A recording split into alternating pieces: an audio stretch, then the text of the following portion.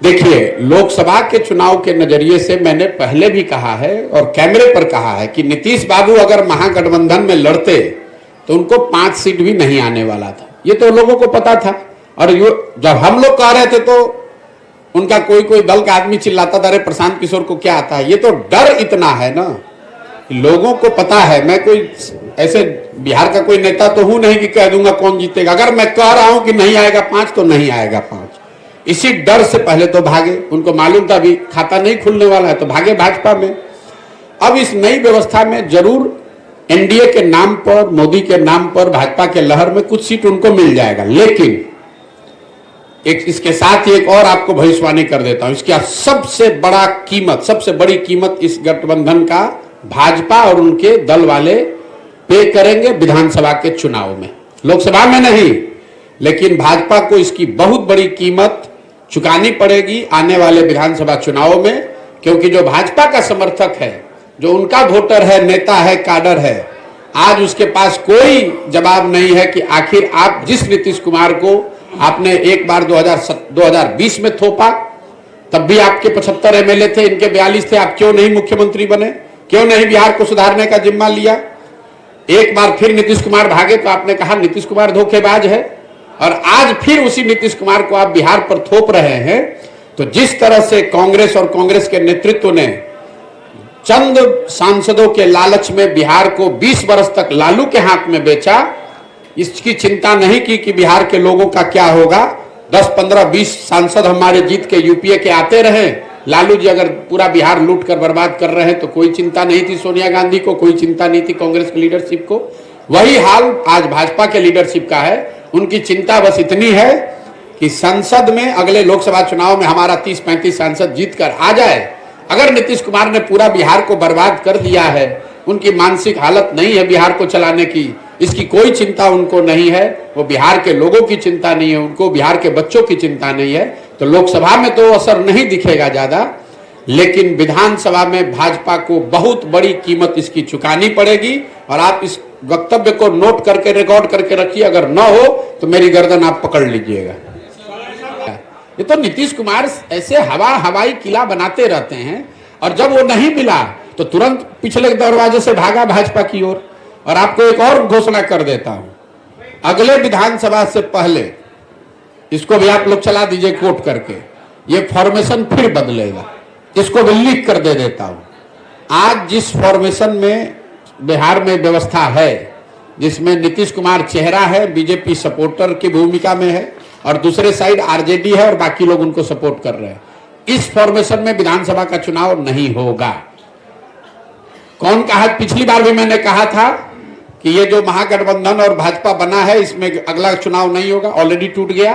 फिर अभी घोषणा कर देता हूं, ये भी टिकने वाला नहीं है। अगले विधानसभा से पहले आपको बहुत बड़ा उलटफेर बिहार की राजनीतिक परिदृश्य में, पूरी इकोसिस्टम में देखने को मिलेगा, और ये लोकसभा चुनाव के 6 महीना के अंदर आपको दिखेगा।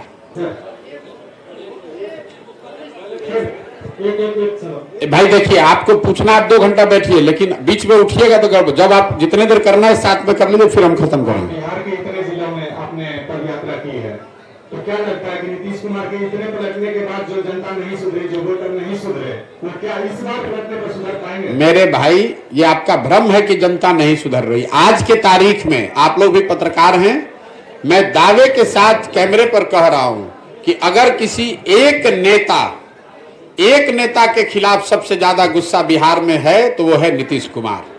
आप किसी भी वर्ग से बात कीजिए, किसी सामान्य नेता से, पब्लिक से, उनके अपने सपोर्टर, वोटर और पार्टी के नेताओं से बात कीजिए, हर आदमी नीतीश कुमार के लिए आज अपशब्द और गलत बात कह रहा है। और ये ऐसा मत समझिए कि बिहार की जनता समझती नहीं है। यही नीतीश कुमार हैं, 2010 में इनके नाम और चेहरे पर बिहार की जनता ने 206 विधायक जिताया था। आज यही नीतीश कुमार हैं जिनकी दशा यह है कि 40-42 को विधायक जीता हुआ है, और एमपी के चुनाव में हारने के डर से यह आदमी फिर भागकर भाजपा के शरण में गया है कि अगर मोदी जी भाजपा का सहारा नहीं रहा तो खाता नहीं खुलेगा। अगली बार लिख लीजिए, अभी पीछे बार घोषणा किए थे कि अगर महागठबंधन में लड़ेंगे तो 5 एमपी नहीं जीतेंगे, अभी लिख लीजिए। अब चाहे जिसी गठबंधन में लड़े, भाजपा के साथ भी लड़े, नीतीश कुमार को 20 से कम विधायक अगली बार जदयू को आएगा। अगर नहीं आया तो मैं राजनीति से संन्यास ले लूंगा। इस आदमी को, जदयू को 20 विधायक नहीं आएगा, चाहे वो भाजपा के साथ लड़े, महागठबंधन के साथ लड़े कि किसी के साथ लड़े। बिहार की जनता इतनी बेवकूफ नहीं है, जनता इतनी व्याकुल है आज कि वोट किसी को दिया। ये आदमी पलट पलट के, आप समझिए जनता आज कितना असहाय फील कर रही है, वोट किसी के नाम पर लिया। ये आदमी अपने आप को इतना चतुर समझता है। ये चतुर नहीं है, धूर्त है। नीतीश कुमार निहायत धूर्त आदमी है, जो पूरे बिहार के 13 करोड़ जनता को धूर्तता से मूर्ख बनाकर उसको ठग रहा है। और इसका पूरा सूद समेत हिसाब जनता अगले चुनाव में करेगी। लोकसभा और खाली छोड़ दीजिए। सरकार गिराने में हम बोले थे कि जाके उधर पलट जाओ। ये नीतीश कुमार इतना धूर्त है, जब महागठबंधन भागे तो कहा कि प्रशांत किशोर भाजपा के एजेंट हैं। आज जितने हमारे मुसलमान भाई हैं, भाजपा विरोधी जो लोग हैं बिहार में, उनको इसका चेहरा पहचानना चाहिए कि आदमी कितना बड़ा धोखेबाज है।